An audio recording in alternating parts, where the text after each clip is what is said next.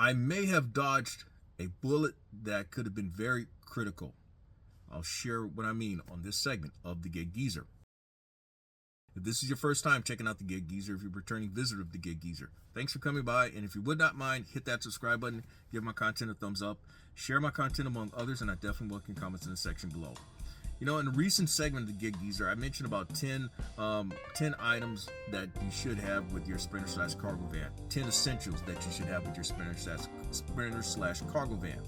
And then in another recent Gig Geezer segment, I had an addendum to it and mentioned 2 other items that I felt that were very important, which were a battery charger and/or battery cables and an air pump.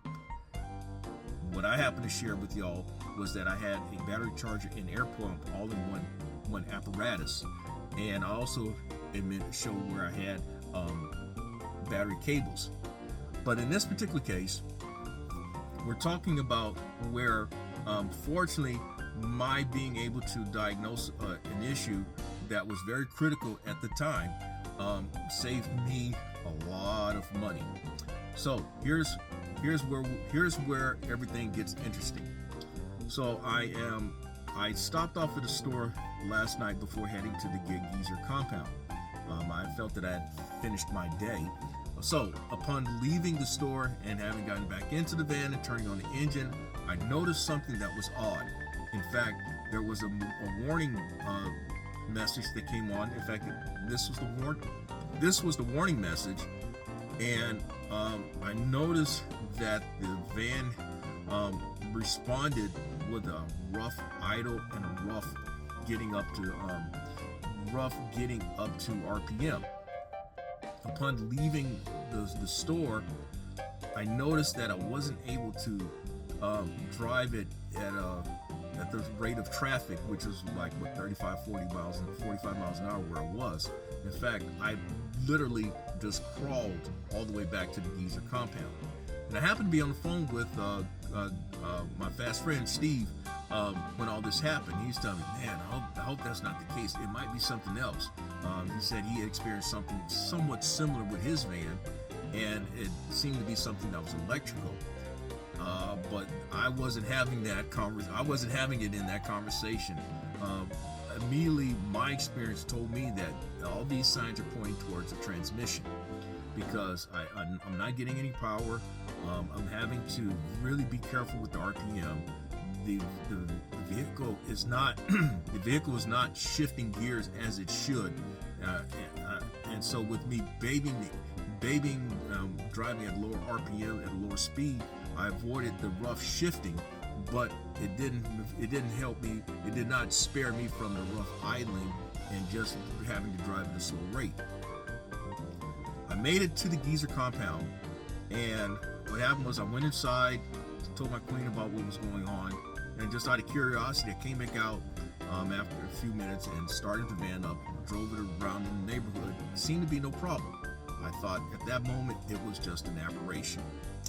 So I happened to, I had my phone on, I had the apps on, namely Grubhub, Uber Eats, DoorDash, and Instacart. And I happened to notice a Uber Eats for $31.57. And I told my queen when he calls. So I went back out, and I went to the pickup location. Everything seemed to be okay. I'm driving at the speed limit. I'm driving with traffic. I was going up and down the hill and all.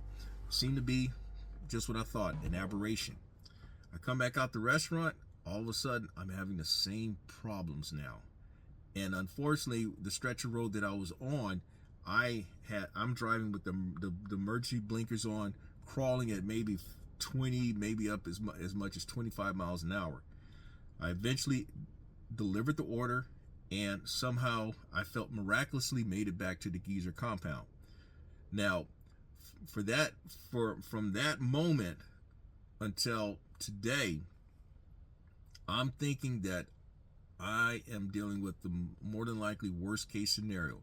I'm thinking that I may have to take the van to the shop, to a guy who has worked on other vehicles of mine, and let him run the diagnosis and then let me know exactly what's going down. What I didn't think about was this device that I have had in my possession now for at least 3 years now.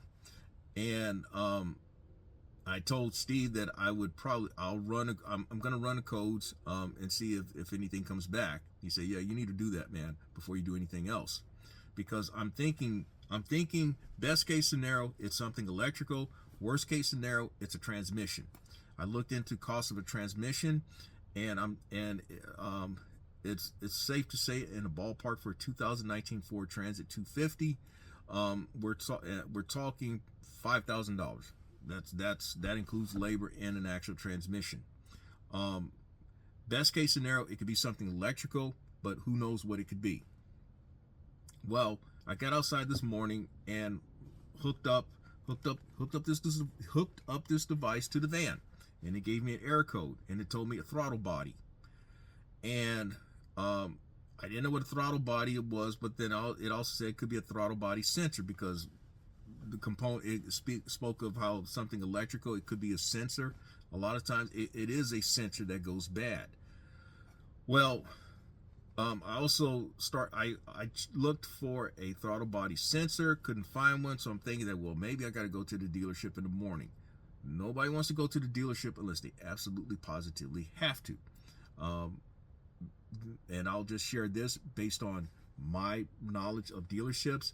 Dealerships sell items and parts at a much higher markup than you can imagine. The service department and parts department are the money makers for a dealership, and there's a reason why. Their markups are at least 3 times what the cost is, at least 3 times, and even more. But anyway, so the code told me throttle body module, and so I got to looking around further, and it appeared that my best bet would be to replace the throttle body module, which includes the sensor.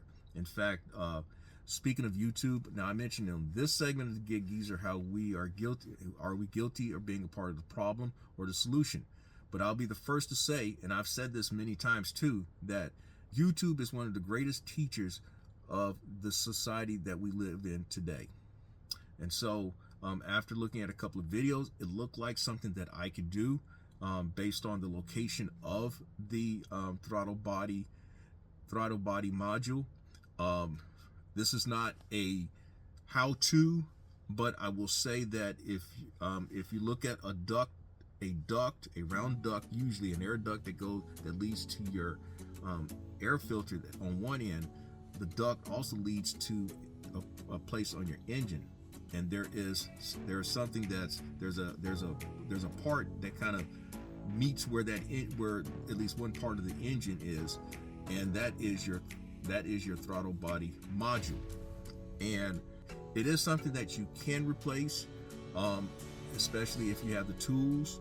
You're gonna need socket wrench, maybe a breaker bar. You're going to need, at least depending on your vehicle, you're going to need a very small socket, and then you may need a regular size socket, and then you may need a combination wrench, particularly disconnect the negative cable of your battery. At least that's what I used. Now, someone else may use a socket, but I'm very much old school with certain things. I know that we're about 10 minutes into this segment of the Gig Geezer. And by the way, if you like the content that's been provided in this segment or any other segment, hit that subscribe button, give my content a thumbs up, share my content among others, and I definitely welcome comments in the section below. Well, this was what came off the van. This was how it looked once the item was replaced. It cost me $190 to replace that, considering just a little over a week or so ago, I replaced the brakes. I did a brake job on the F-150, and it cost me $125. $125 as opposed to taking it to a shop. $190 for this as opposed to taking it to a shop. The lesson to all this is that if there are things that you can do yourself, it doesn't hurt taking a shot at doing it. Now, of course, the worst thing that can happen is that you mess things up and you spend more money. But there are things that more than likely you'll surprise yourself that you can do yourself. And that's really the bottom line. That is really the crux of this message of the Gig Geezer. Money well spent in my situation, $200, and I may have ultimately saved myself $5,000 when it was all said and done. At a minimum, if it was just for the replacement of that throttle body, I saved myself probably a couple $100 in just in labor, because you take it to a dealership, they charge you what, $150 an hour at a minimum, and they're gonna keep you in there for at least 3 hours. They're gonna keep you in there for at least 3 hours. So take that for what it's worth. If you like the content that's been provided in this segment of the Gig Geezer or any other segment of the Gig Geezer, hit that subscribe button, give my content a thumbs up, share my content among others, and I definitely welcome comments in the section below. I'm in Wood Lane, and as always, may your grind and may your hustle continue.